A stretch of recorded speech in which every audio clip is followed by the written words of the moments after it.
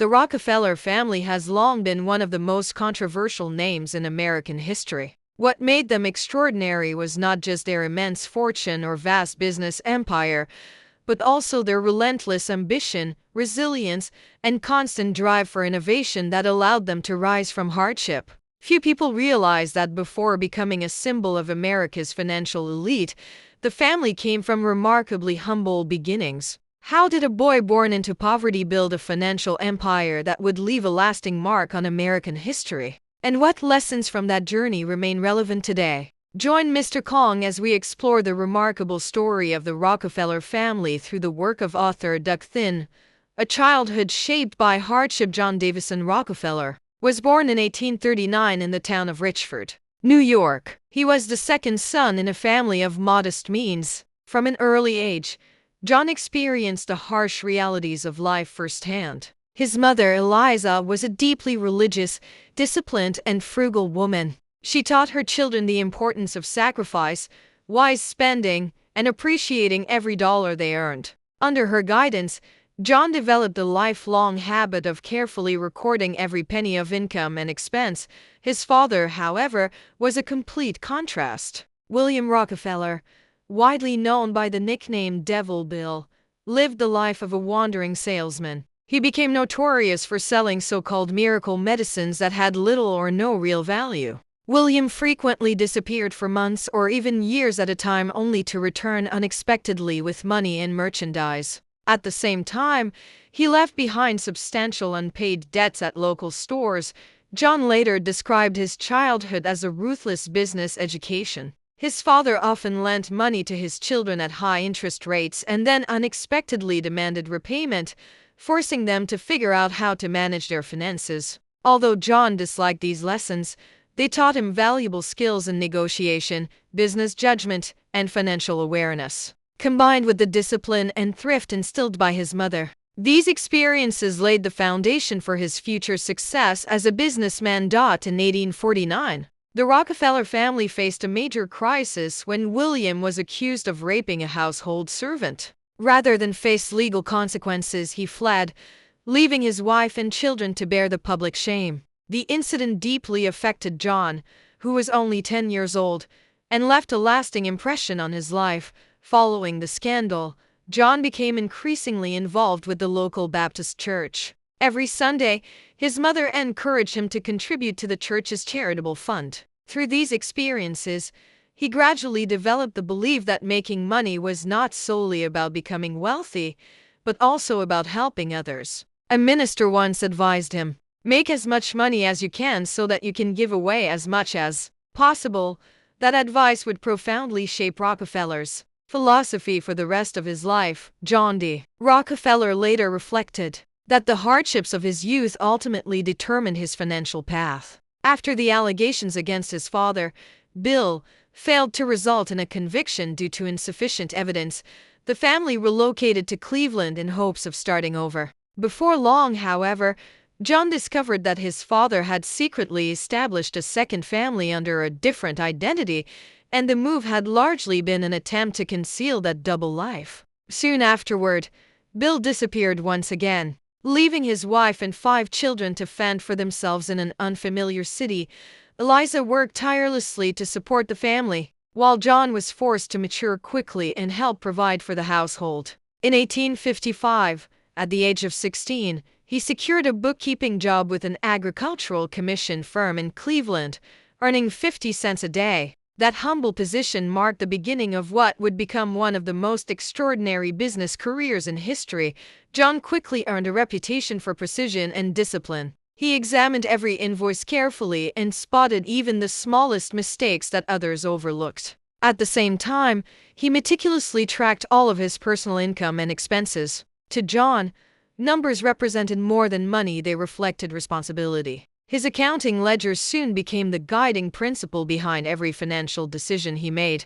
After several years of working for others, Rockefeller decided to start his own business using his savings along with a $1,000 loan from his father, which came with interest. At just 18 years old, he entered the grain and meat trading business. His true breakthrough, however, came with the rapid rise of the oil industry. In 1859, The first successful commercial oil well was drilled in Titusville, Pennsylvania, launching America's black gold rush. While countless people rushed to search for oil, Rockefeller recognized a far greater opportunity in refining and distribution. In 1863, he and his partners established their first oil refinery in Cleveland, located near railroad lines connected to the oil fields. The refinery dramatically reduced transportation costs and quickly generated impressive profits from kerosene production. Convinced that the new industry had enormous potential, Rockefeller boldly borrowed large sums of money to expand his operations.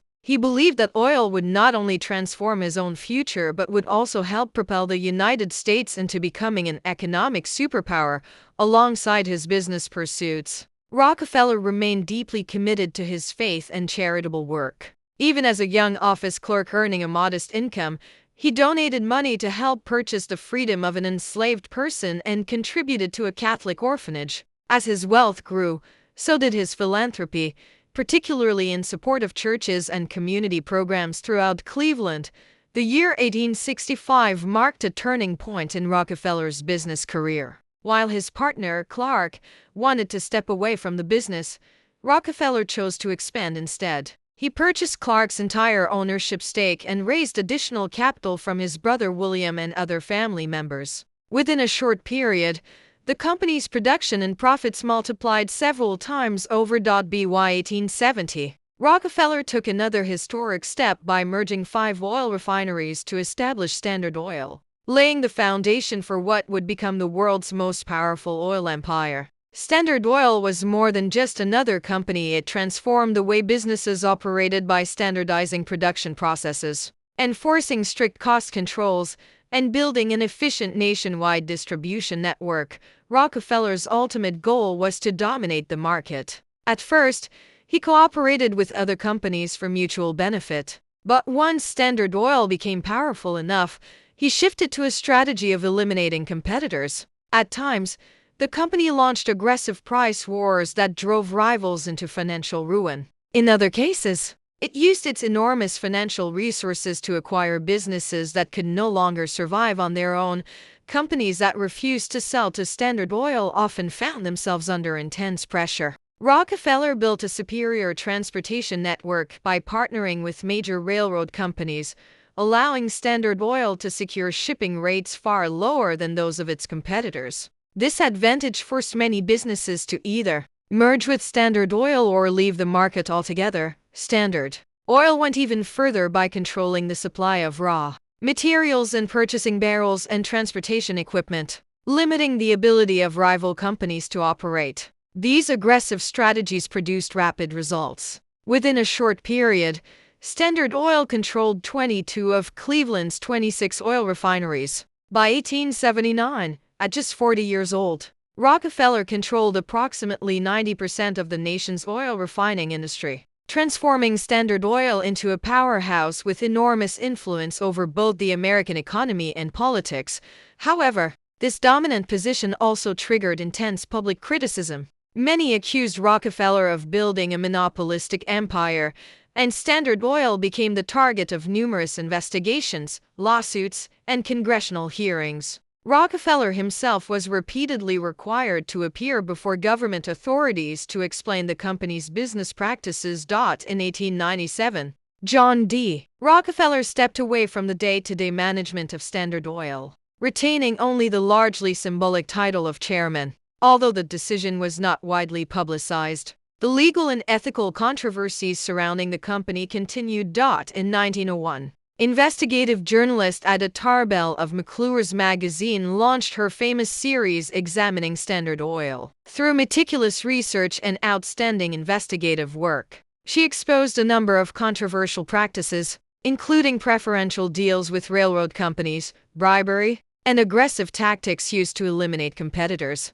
Her article sparked widespread public outrage and pressured the government to take action. President Theodore Roosevelt openly condemned Rockefeller for conduct widely viewed as violating the law. Other influential public figures also criticized him, causing the billionaire's reputation to deteriorate significantly. Rockefeller received a steady stream of threatening letters and endured relentless attacks in the press. The situation worsened when Tarbell revealed the scandalous past of his father, William Bill Rockefeller, who had been accused of fraud, maintaining multiple marriages, and involvement in numerous scandals. Despite the growing criticism, Rockefeller remained silent, choosing the calm and composed approach he had learned from his mother. In 1911, following years of investigations and court proceedings, the U.S. federal government ordered the breakup of Standard Oil for violating antitrust laws. The company was divided into more than 30 independent corporations.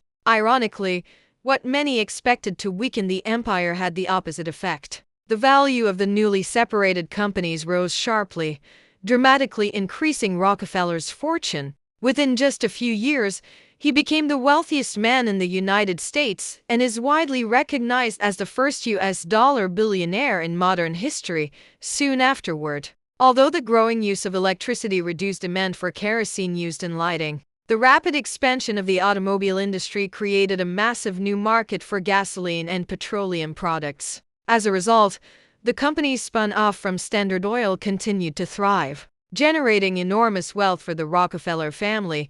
The direct heir to this vast fortune was John D. Rockefeller Jr., commonly known as Jr. to distinguish him from his father. He inherited the majority of the business empire and financial assets that Rockefeller had spent decades building. Born in 1874, John D. Rockefeller Jr. was raised under an exceptionally strict upbringing. From an early age, his parents taught him the importance of frugality, carefully recording every dollar earned and spent, and dedicating time to charitable work. As the family's only son and sole heir, Jr. lived under tremendous pressure. The weight of those expectations caused him to suffer two nervous breakdowns before he reached the age of 18. In 1893, John D. Rockefeller Jr. enrolled at Brown University. Although he came from one of the wealthiest families in the United States, he maintained a modest lifestyle and continued to keep detailed records of his daily expenses. College also gave him the opportunity to experience activities that had previously been discouraged by his family, such as attending theater performances, participating in social events, and smoking. It was during this time that he met Abby Aldrich, who would later become his wife. After graduating in 1897, Rockefeller Jr. joined Standard Oil with the hope of working alongside his father. However, reality fell short of his expectations. Rather than being entrusted with major responsibilities, he was assigned routine tasks that offered little direction or opportunity for growth. Eager to prove himself, he invested in the stock market but made a costly mistake by following the advice of a speculator, resulting in a loss of approximately $1 million for the family. Over time, despite holding various positions within the company, Rockefeller Jr. realized that he was not well suited to his father's aggressive business style. He had little interest in hostile acquisitions or monopolistic strategies and was even willing to give competitors room to survive. When Standard Oil was forced to undergo restructuring in the early 1910s, he gradually stepped away from executive management to devote himself to the field he cared about most, philanthropy. In 1913, Rockefeller Jr. and his father established a Rockefeller Foundation with an initial contribution of $100 million. The foundation was dedicated to improving human well-being around the world and quickly became one of the most influential philanthropic organizations in history, helping reshape the public image of the Rockefeller family. However, those efforts to improve the family's reputation were soon put to the test. On April 20, 1914, the Ludlow Massacre took place in Colorado when members of the National Guard opened fire on a tent colony occupied by striking coal miners and their families at a mine controlled by Rockefeller interests. The violent confrontation lasted for hours and claimed at least 21 lives, including women and children, sparking nationwide outrage across the United States. Rockefeller Jr. became the primary target of public criticism. Not only was he held responsible for the Ludlow tragedy, but he also bore the burden of the monopolistic and uncompromising image that Standard Oil had built over the years. Instead of avoiding the controversy, he traveled to the site, met with the miners and their families, listened to their concerns, and worked to promote labor reforms. The changes that followed helped improve working conditions for miners and marked the beginning of a long-term effort to restore the Rockefeller family's reputation. Through his unwavering commitment to philanthropy and social reform, Rockefeller JRB gradually transformed the Rockefeller name into one associated not only with immense wealth but also with lasting contributions to society over the following decades. John D. Rockefeller JRB established himself as one of America's leading philanthropists and a strong advocate for social responsibility. In addition to transforming the way the family's wealth was managed, he donated hundreds of millions of dollars to healthcare, education, and the arts. As a result, the Rockefeller family's public image gradually shifted from the controversies surrounding Standard Oil to becoming a symbol of charitable giving and public service. In 1937, John D. Rockefeller Sr. passed away at the age of 97 at his estate in Florida. His funeral was held at the family's estate, and every Standard Oil operation around the world paused for 5 minutes in honor of the company's founder. Began into the 1930s. The Rockefeller family had largely shed its once controversial public image. Most members of the younger generations devoted themselves to philanthropy, the arts, and community service. One notable exception was Nelson Aldrich Rockefeller, the second son of Rockefeller JRB, who chose a career in politics. Born in 1908, he inherited both his grandfather's leadership abilities and his ambitious spirit. After years of political ups and downs, Nelson became governor of New York before eventually serving as vice president of the United States, although he was once considered a leading contender for the Republican presidential nomination. His divorce after 3 decades of marriage and his remarriage at a politically sensitive time severely damaged his chances. That setback also meant the Rockefeller family never reached the highest office in the United States, a milestone that another wealthy businessman, Donald Trump, would achieve decades later.